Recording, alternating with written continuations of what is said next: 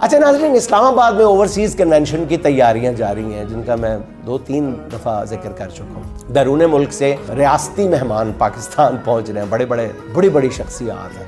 कैसी कितनी बड़ी हैं वो आपको बताता हूँ। ओवरसीज़ पाकिस्तानी है परवेज़ इकबाल लूसर या परवेज़ इकबाल साहब, जिनका पाकिस्तान पहुँचने पर शानदार इस्तकबाल किया गया। एयरपोर्ट पर सरकारी एहलकारों ने परवेज़ इकबाल लूसर के गले में हार डाले और इस मौके पे उनकी मीडिया से गुफ्तगू खुसूसी तौर पे उसका बंदोबस्त करके चलवाई गई, जिनका कहना ये था परवेज़ इकबाल साहब का कि वो ओवरसीज़ पाकिस्तानी मुल्क में 100 अरब रुपए की सरमायाकारी लेकर आएंगे।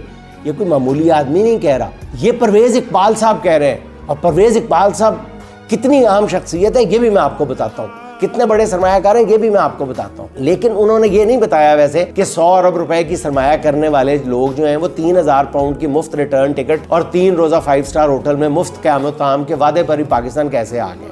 अब जिस परवेज़ इकबाल को ओवरसीज़ पाकिस्तानियों का रहनुमा और मुमताज़ सरमायाकार की हैसियत से पेश किया जा रहा है नाजरीन, PTI के सोशल मीडिया वॉरियर्स भी बड़े यार वैसे अजीब लोग हैं, बड़े जालिम लोग हैं। सिर्फ 1 घंटे के अंदर ही उसका कच्चा चट्टा खोल के रख दिया। नीम खानदा अनपढ़ तकरीबन परवेज़ इकबाल लूसर जो है वो बेल्जियम के एक सर्विस स्टेशन में गाड़ियां धोते हैं।